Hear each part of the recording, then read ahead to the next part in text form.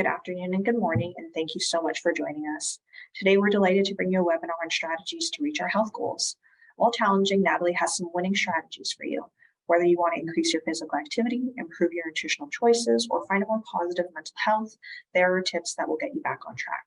To take you through this presentation, I am pleased to introduce you to Nathalie, who blends 25 years of international experience with degrees in psychology and exercise science as she passionately connects with those looking to improve their physical, mental, and immune health.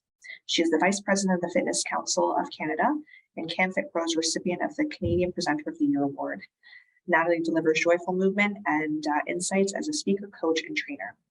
As we move through the presentation today, please feel free to pop questions that you have into the chat, or as you move through the conversation, feel free to pop in any feedback that you have here for Nathalie. We look forward to hearing your questions and your comments. Now over to you, Nathalie.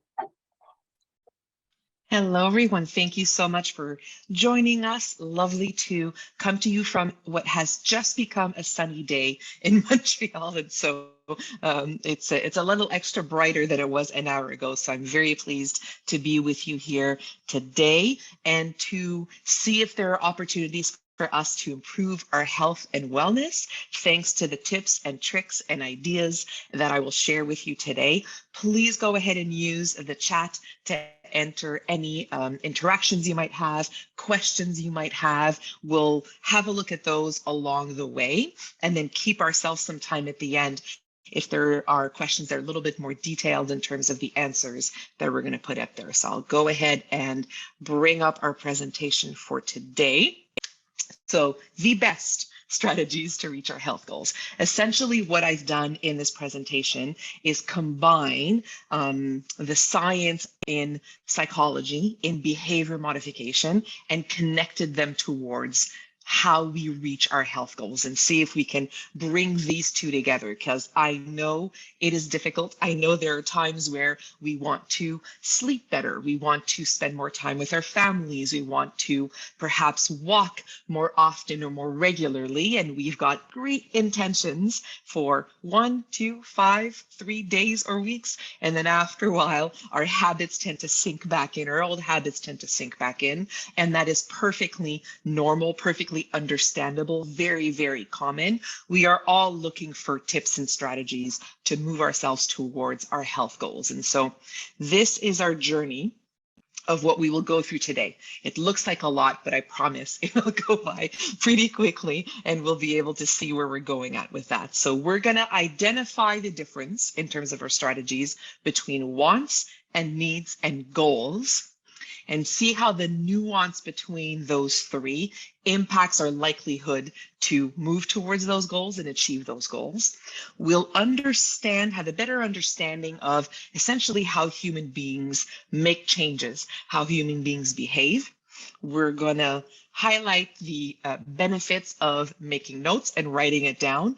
I will assume that you might have pen and paper accessible to you now, either to take some notes from this, or even better yet, to start to write down those goals. I'll let you know the likelihood of achieving your goals if you're writing it down.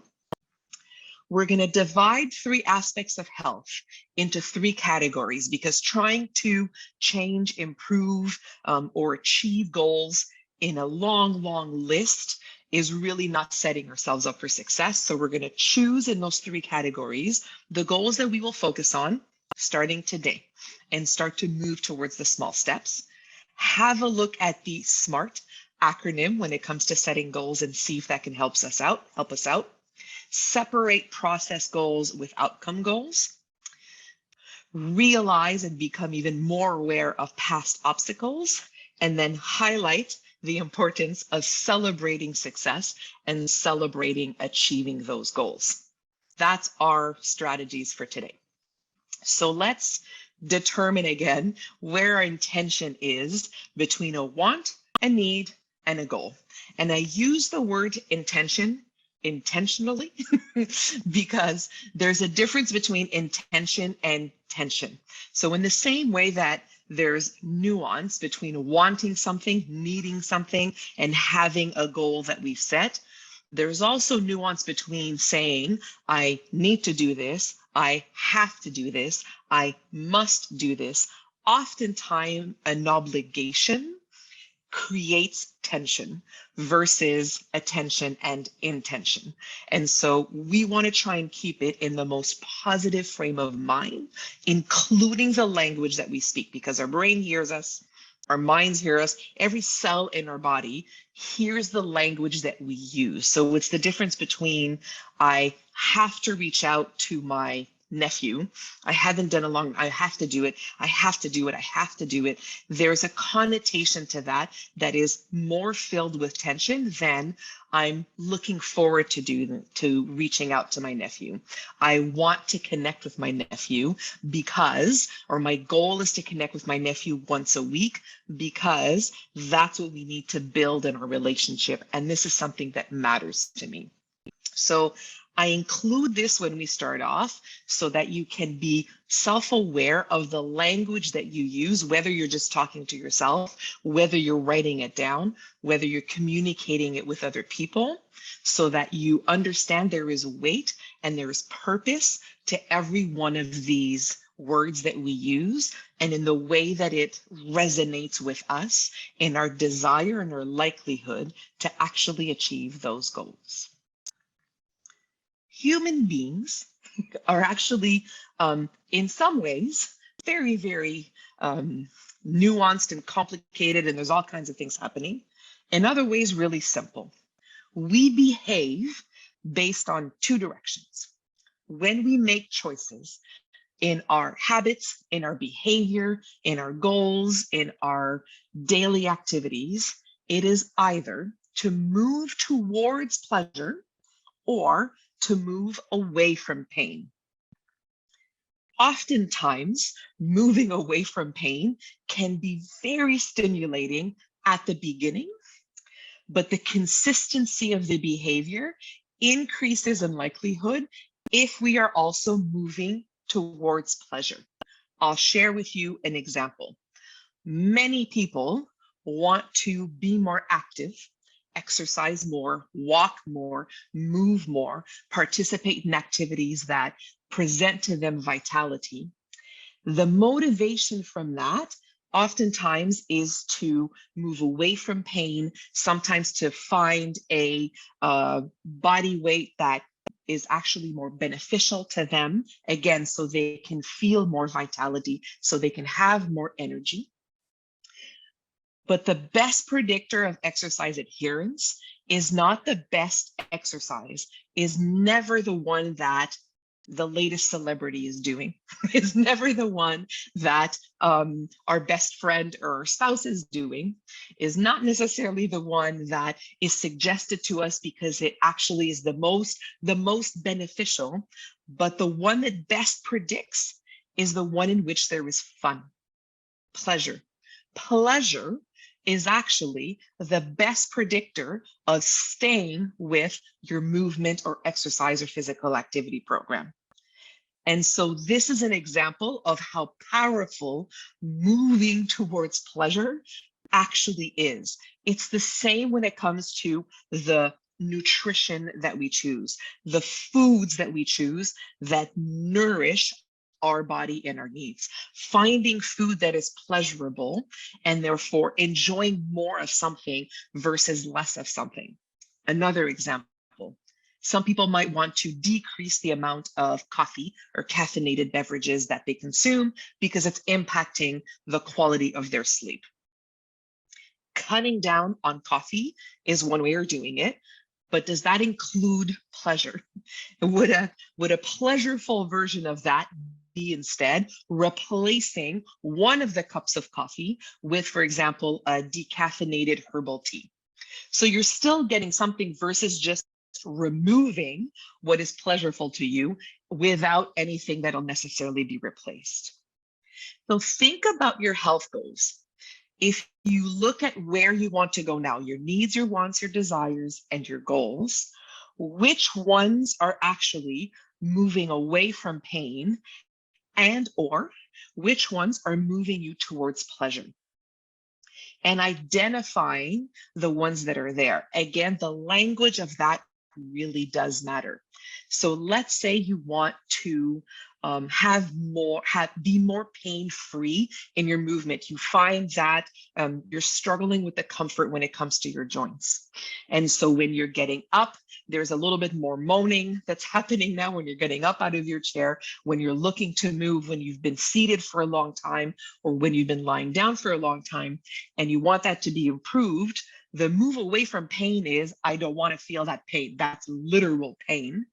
Perhaps the moving towards pleasure is, I want to feel comfortable in my daily movements. I want to have more energy to do the things that I want to do throughout the day. I want to go through a day having not thought about my shoulders and my hips and my knees and my joints, for example. So something for us to consider before we even get to the strategies are the motivating factors behind them, so we can start making some good choices. Now, I did promise you before we got started today that I would let you in on this secret, if you haven't been taking notes yet, that we are 42% more likely to achieve a goal if we write it down. Now, that is a really solid statistical motivator, if for nothing else, so that we can see writing it down. Because what happens when we write it down is it won't just be, healthy, or it won't just be time with friends. Once we start writing it down, let's say it's time with friends, we'll say time with friends, or going to a new restaurant because you want to explore the area in which you're living, and going to a new restaurant once a month, or spending more time with friends. Then you start writing it down. You're like, friends, well, there's Mary and there's Jack and there's Jamil and there's Bob and there's all these other people. And you're like, well, if I'm going to spend time with friends, what I actually want to do with my friends is this type of activity. I want to be able to work on the hobbies that I have, etc. I want to do these kinds of things.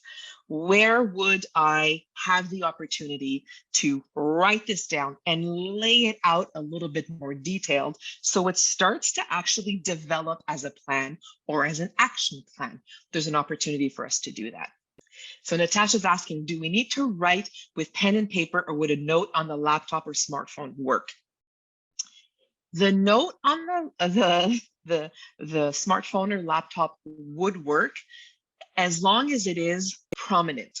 So we want something, the concern or the risk with doing it digitally is that it falls into the abyss of digital clutter versus being something that's front and center.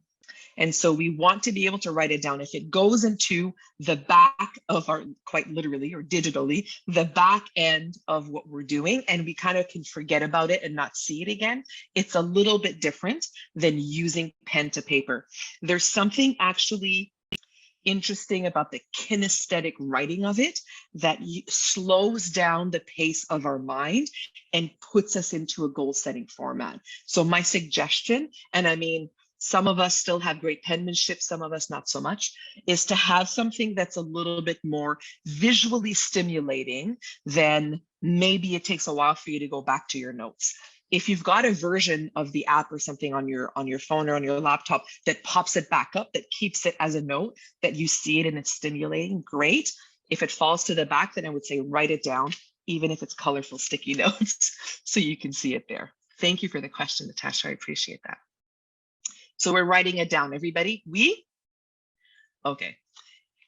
Here are the 3 categories of health that I would like for us to work through today. The first one will be focused around physical health. And in physical health, I'm going to include 4 sections. The first one around movement. And I'm using the qualification of movement. For you, I use the qualification of movement for every type of population that I work with. Exercise is one of the components of that, but really what we want is to move as regularly and as often as possible, rather than bank one day or one workout or one moment of physical activity per week. Our bodies thrive in movement. The more time we spend seated, the more time we spend sedentary, the more we are at risk for a long list of diseases and health challenges. We want to stand, even supported standing, but stand as often as possible and move as often as possible. This can include doing things seated also. This can include opportunities to move throughout our day versus being, I mean, think about like a lazy boy kind of sedentary, that type of chair that essentially supports it. And we don't have an opportunity to work on our posture. We don't have an opportunity to work through the movements of our upper body, through the movements of our center of our core, where most of our balance comes from, and through our legs. And so there are people who tell me and they say, I really struggle with balance, to which I will say, perfect. Let's find a safe opportunity for you to develop that balance again. And in order to develop your balance, we need to put you safely in imbalance, in whichever way makes sense, whichever way resonates with you in those opportunities. So movement can be Tai Chi, movement can be walking, movement can be spending time outdoors. Movement encompasses all of those things. It's how the human body thrives, is through movement as regularly as possible. And 10 minutes counts. 10 minutes is actually regular bouts, preferably as many days of the week as possible, of 10 minutes is actually more beneficial than one long 60-minute session of movement once a week. Our body, it helps it digest, it impacts our sleep, it impacts our energy, it impacts our resilience. It has oodles and oodles and oodles of impact on mental health. People who stay active benefit from positive results on mood regulation. So when it comes to anxiety and depression, we're able to regulate our mood better, have better cognitive health, because exercise actually decreases the inflammation and increases the size of our hypothalamus, which is the memory center of our brain. So it's like doing Sudoku, but with your body. With your limbs, helps with coordination, helps with balance, helps with sleep, stress, anxiety, etc., etc. So it starts at the top in an active body is and mind that is then stimulated towards resilience, because our body learns through that resilience and adapts it to our minds. Really something that's qualifying there. So what would potentially be a movement goal that you would look towards? Maybe that's the one in the physical health that you will prioritize. Perhaps you would prioritize nourishment. And you'll notice that I use the word nourishment because to me, it's a more positive word to think about how you are nourishing your needs. You are nourishing your cognitive health. You are nourishing your physical health. You are nourishing your mental health. You are nourishing your immune health. So looking at the completeness, the variety, the health, the inclusion of whole foods, as many foods, I'll put it in the most simplistic way, as many foods as possible that don't have labels. Really, when it comes down to it, that's what nourishment is to include more, again, thinking about it from that move towards bit, something positive, more foods in our diet, in our nutrition, that don't have labels. Label-free foods nourish ourselves better. Maybe that's the one between in this list that you're like, the movement I feel like I'm doing, but when it comes to nourishing my goals and my physical health, that's what I'm going to work for. Maybe it's hydration. Shall we take a sip together? Do you have water accessible? Let's see. Maybe hydrating your body is the part of physical health that you want to work towards. Very simple, but a dehydrated body doesn't find energy. A dehydrated body doesn't make the best decisions when it comes to nourishment and struggles when it comes to movement. Maybe your physical health goal is really focused on energy.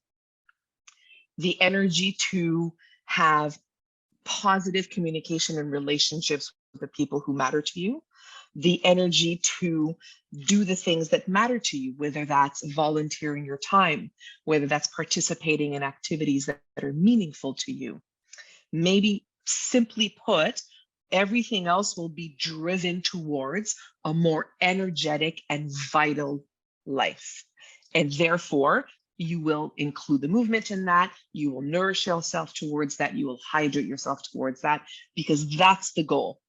So the goal is not to move more necessarily, the goal is to have the energy to do the things that matter to you, to spend time with the people who matter to you, to engage in the activities that you love and enjoy. So out of the 4, which one, let's pop it into the chat, resonates more with you? Because we're going to choose one. It doesn't mean the other ones don't matter. It's not like picking one of your children. We're going to choose one just to be able to rank them a little bit. So we turn our focus to one thing rather than have oodles and oodles of goals.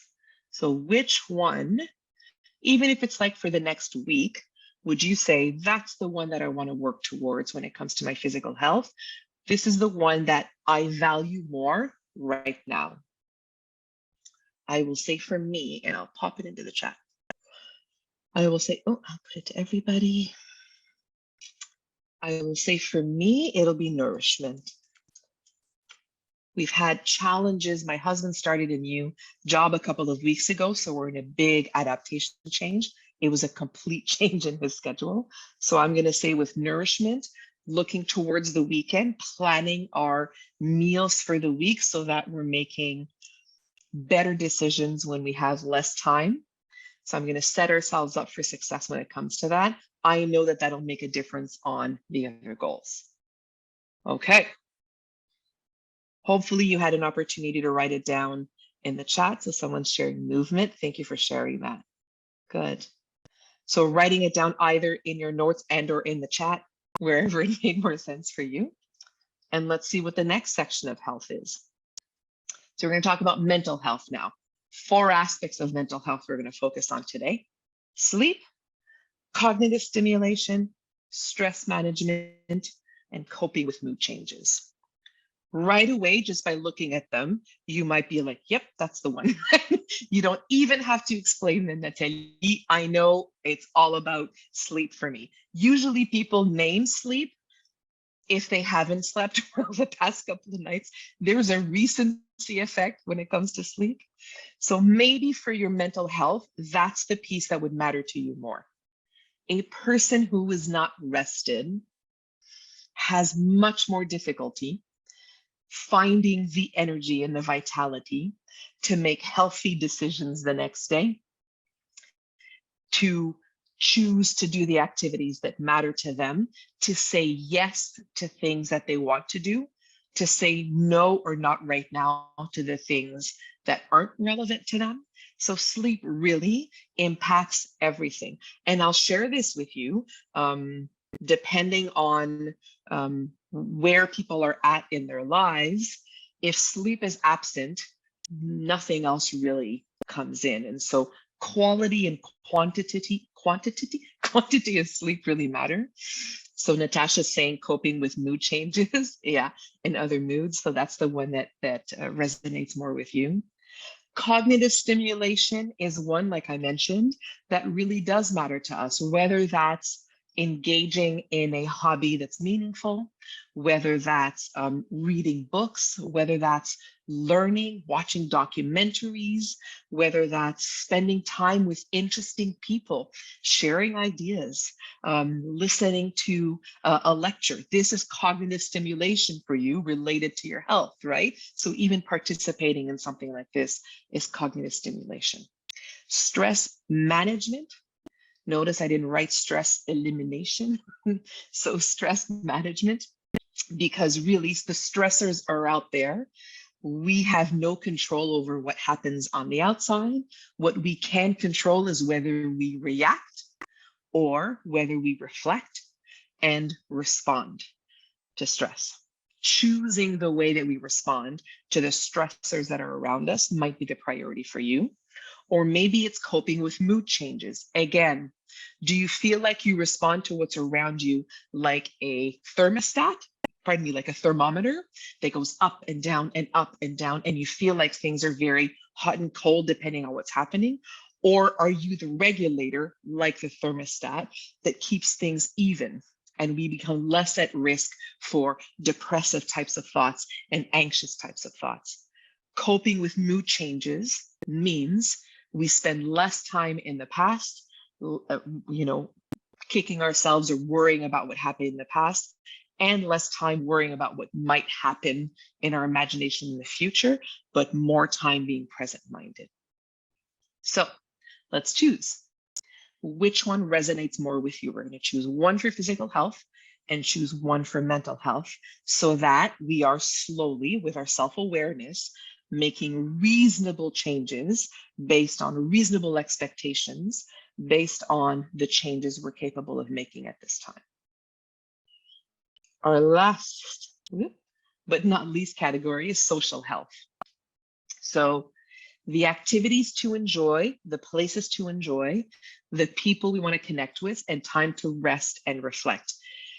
And I use the word enjoy and connect with and when it comes to time, because it's not just about doing more or seeing more people or going more places. It's about being very present moment, mindful and purposeful in those types of things.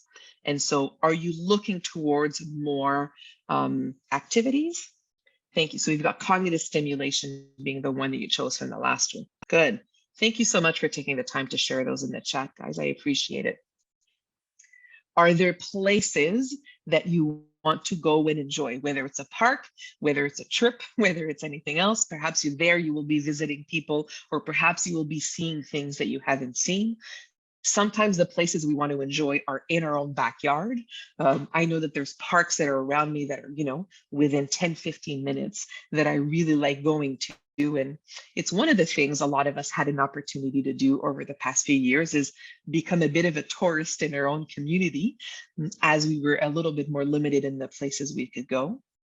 Are there people you want to connect with? And that will be a goal that you will set for yourself. Or is it more a question of time to rest and reflect? Because there's a difference between being alone and being lonesome. Spending time alone can be okay. Enjoying our own company is something we can work towards. Being able to separate those two, being able to be really present when we're with others, and really pleased and with ourselves when we are on our own. So where is it in social health that you sit right now? What is the priority? Have you wanted to go back to some places and schedule that in a way that's more regular, activities that you want to commit to and make sure that they're part of your daily routine or your weekly routine? Which one matters more to you in your social health? So you'll notice, remember I said there were three. You'll have chosen one for physical health, one for mental health, and one for social health. So activities to enjoy seems to be popular here. Excellent. Okay, now how do we get to these goals? I'll take a little second just to see. I'll go have a look to see if there's any questions. I don't think so. Again, feel free to pop them in, and I'll let you know if we're going to cover them or if we're going to get to them later. Okay. I bring this acronym to you to draw your attention to one section in particular. So SMART is the acronym we use to qualify whether or not we have well thought out a goal. S being specific, M measurable, A attainable, R relevant, and T time-based. The letter that is most important is relevant. And I say that because sometimes we can spend the time having a very specific goal. So a non-specific goal would be, I want to spend more time with people. I want to be more social. I want to socialize more. A specific goal would be twice a week, I would like to spend time with, maybe it's a particular group of friends. Twice a week, I would like to call a member of the family and have a Zoom conversation with them so I can see them, or maybe it's something that's in person. So we're actually, using quantitative ways of describing those versus just more with whoever, however, etc. Or I want to be more active. Well, every day I will include a 10-minute walk, weather permitting. If not, here's what I will do instead of my walk. So that's specific, yes? Measurable, well, if it's specific, chances are we can quantify those and be like, measure it out to whether or not it is there. So specific would be walk every day. Measurable would be walk 10 minutes every day, yeah? Attainable, well, if we said, I want to go to space in 2 weeks, maybe that one might not be, unless you're friends with a billionaire, probably not one that's necessarily attainable in terms of that. So it is something that's attainable and reasonable when it comes to these things. Time-based means, well, if right now you are not walking at all and you would like to walk, for example, 10 minutes every day, then maybe you're giving yourself 6 weeks to get to the point where you're walking every day so that there is progress there. So those are those letters. The reason I focus on relevant is because it must actually be valuable to us versus a goal that society decides is important, a goal that your best friend or your spouse decided is important, a goal that you read in a magazine is decided it's important. It must be relevant to you. Otherwise, you can write it down, you can set it out, they can be smart and measurable and time and everything else. But if it's not relevant, important to you, your values today, then the likelihood of it happening isn't there. Plus, it doesn't matter. It has to be tied into our values and our purpose. And our values and our purpose, to a certain extent, stay over time as adults. Some of them will always be there. They will be present our entire adult life. Some of them will change. As we grow up, some of them will change.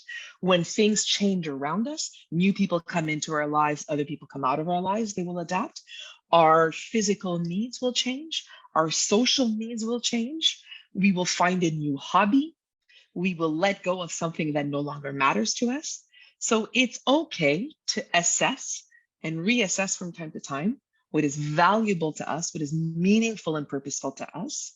And from there, we use the goals versus, and I'll give you the best clue, if you use the word should in your goal, like I really should start eating more kale. Listen, I'm going to tell you guys, kale to me is angry lettuce. I never got on board. I never will. It's just not a thing. I will eat Swiss chard and all kinds of other greens and all kinds of other cruciferous vegetables, but kale is just not gonna, I don't care who tells me that kale is the best thing since sliced bread. It's angry lettuce. Yeah, I always end up choking on it. It's just not my thing. So it's not a goal that would be relevant, even if I say, okay, fine, I'm gonna start eating kale now. It just doesn't, it's not valuable to me. It doesn't resonate with me. It doesn't make sense. Anybody else? Kale. Maybe there's another one. I've given you a clue into, see, even health people, not everybody likes everything that comes out and is suggested to us as part of our nutrition. Okay, as we are writing down the goal, so you've got your 3 that you've chosen, 1 for each category. As you're writing down the goal, you will identify 2 types. Most of the time when we think about goals, we think about the destination. That's called an outcome-oriented goal, where you will be at the end. Yes, so if it was, for example, eating balanced meals, you want to eat a balanced meal every single meal all the time. A process-oriented goal would be making your list when it comes to your shopping list that includes balanced nourishment, balanced nutrition. Because if it's not, at your place, if it's not in your kitchen, if it's not on your kitchen counter, if it's not in your refrigerator, if it's not there, then it'd be really difficult to achieve that goal. Then the grocery list is done. Being able to bring those foods in, perhaps experimenting with different foods. So you're not going to go from whatever nutrition you have now to 100% plant-based, locally grown diet within a week. That's just not something that's reasonable, right? So trying different things, tasting different things, getting creative might be a process-oriented goals. Asking your friends for some fun recipes, if it's been a while that you've done that, might be a process-oriented goal. Those are the ones that, if they come into play, will lead to the destination, or might lead to a slightly different destination as you play and you endeavor and you try those process-oriented goals along the way. So those matter even more because that's the behavior rather than the outcome. And the behavior is the part that's tough. And so working through those goals and understanding what it will take in order to achieve our outcome goal, our destination goal, is an important part. That's one of the things when we do when we write it down, is we go through the process of writing them out, seeing if it makes sense, asking ourselves if it resonates with us, if it's relevant again, looking at our SMART. These are the ways that we get closer to our goals. Again, if there's any questions, pop them in and let me know. Or if there's a goal that you're not sure about, you can go ahead and put it into the chat and we can have a little chat about that afterwards. Past obstacles are likely to pop up again unless we address them, unless we are self-aware. So I've had clients that I've worked with in health goals and personal training clients who for every single time that they tried to become more active, would book their physical activity, their movement session at the end of the day, always felt it. When I asked them, they're like, I just don't have any energy at the end of the day. To which I say, well, then we're going to exercise in the morning. And they're like, no, I don't want to exercise in the morning. And I'll say, but you don't have enough energy at the end of the day. So we're not setting ourselves up for success unless we look into, observe, become self-aware of past obstacles and find ways of overcoming them, of strategizing for it. Then otherwise we were just stuck in the same wheel and repeating the same thing over and over again. So it's important to look back again while we're writing them down. This is all part of the process. It's important to look at past obstacles or reasons why we struggled with them, and then finding new pathways, seeing if the goal is now worth overcoming those obstacles, or if I'll take, again, towards the destination, if I'll take a different route this time, because it might be slower, but I'm actually going to get there versus fast, and then I end up back at home. Make sense? And then the most important part is the celebration part. Everybody do this. It'll feel good to stretch. Oh, ooh, that does feel good. Yay, V for victory. That's what this pose is called. V for victory. So we do need to celebrate. Coming up as you're writing it down with how will you celebrate when you will achieve that goal? Maybe it's brunch with a friend. Maybe it's sharing it with people that surround you, people that are meaningful to you, that you've achieved this goal. Maybe it's an extra luxurious bubble bath, whatever makes sense. Your favorite cup of tea, whatever makes sense. It's important for us to take time to celebrate. We tend to be really, really tough on ourselves and not spend time. We're just like, well, then what's next? Well, I've been able to do that. Well, then what's next? Because we're achievers. We want to be able to move towards the next goal. We want to always have purpose, always have something that is driving us and moving us towards pleasure, moving us away from pain. But it's important to celebrate, because oftentimes in the celebration, somebody will ask you, oh, how did you do it? And if somebody asks you how you do it, you get to share a lot of the things that we've talked about today. You'll say, well, I wrote it down. I didn't choose a lot of goals at the same time. I chose just 3 to work on at a time. I wrote down the process of what it was going to take. I made sure it was a SMART goal, including it was relevant to me. And on the days where I struggled, I did this, et cetera, et cetera, et cetera.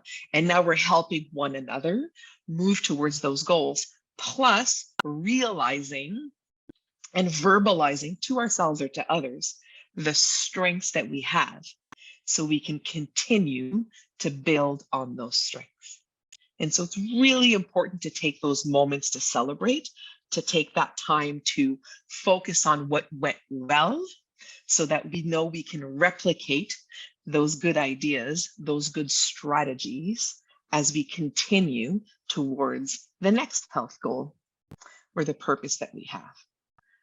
All right, I'm going to take us out of the presentation and see if anybody has any questions, or perhaps now that we've gone through all of that, you can share with me again, pop it into the chat, share with me a goal that now that we've gone through, you're like, you know what, I'm going to focus on this one first. This is the one that matters most to me because this is where I'm moving towards. I'm going to put mime in and I'm going to put nourishment again because it does the same thing for me. It reminds me of all my stuff too, of where I'm going to go. So I'm going to put nourishment again. That is one in which really, because right now over the weekend that I want to prioritize, plus it's harvesting time and I have a farmer's market 6 minutes away. So I can go get all the leeks and the pumpkins and the butternut squashes and everything and prepare and soup and prep everything for winter. So that is going to be where my next few weeks are going to go. How about you guys? Yeah, thanks, Natalie. And while we wait for some people to pop their stuff into the chat, I will say thank you for answering my question because I find it funny. I use my phone to make notes for absolutely everything. And I feel like if I had paper, it would get lost.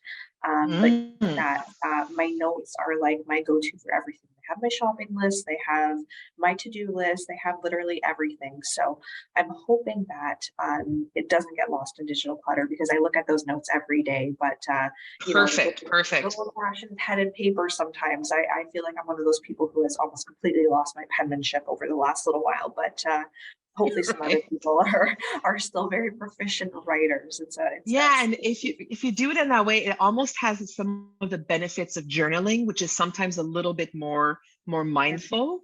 So if it's just off the side, I use the example of a sticky note, which is not great. But if you're taking the moment to work through it, and you can do that on your phone because you're on a train or something like that, and you have time to do it, then yes, it's mindful, purposeful, and it puts ideas to notes. Then if that makes sense for you, then great. Sometimes that's easier to do digitally because that's what you have access to. And like if you look at it quite frequently, then that's perfect for you too there, Natasha. Thank you for double checking that. Great. Yeah, I will definitely look for some more sticky notes, however, though. Okay, so someone's saying that exercise is their goal, starting with just 10 minutes at a time. Sounds good to me. It's 10 minutes at a time and moving and walking. Honestly, I cannot convey enough how magical walking is. It is, honestly, it is the fountain of health. Absolutely. Your body, especially, it's the best exercise for lower back pain.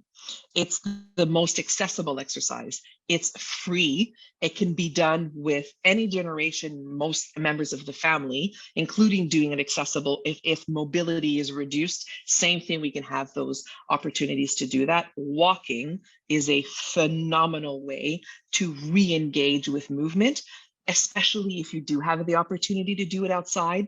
Brings us back into nature, reminds us that in reality, we are part of nature, but kind of gives us this bird's eye view, almost, opportunity to look at what's happening around us and how things evolve and stay resilient outside of, what operates in our own minds and in our own hearts from time to time. So yes, love that. Though somebody else pops something in. Look forward to reviewing those concepts with your daughter. Thank you for letting us know. And it's a nice opportunity to have a conversation and see, have that back and forth about SMART, about process and outcome, about the 3 sections of health, and get curious for yourself and for your loved ones of what matters to you. Yeah, maybe I'll just wait another moment or so in case anyone else has anything else to add. However, excellent. I will definitely come to agree with you with the walking thing and kind of laughing at your comment about being a tourist in your own town. I definitely feel walking has created that sort of advantage. You get to find out all the trails and where all the different houses are, and it's lovely to be a tourist in your own town when you take the time to go for a walk. Absolutely. And I imagine that the Halloween decorations are going to start coming out soon, and sometimes during the day, it's all the inflatable ones are flat. And you can play the guessing game of like, what does it look like when it's actually inflated? But if they're old school decorations, it's certainly fun, whether it's day or night, to have a look at those. For sure. Well, at this time, I Excellent. don't think that there's been any additional questions. I will remind everyone that if you registered for this event, you will receive an email later on that has a link to a recording.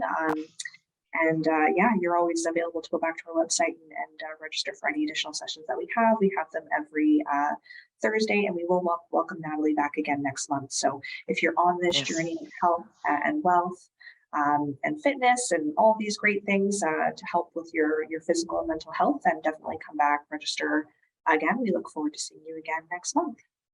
Thank you. Merci, everybody. I'll see you guys in 4 weeks. Thank you so much.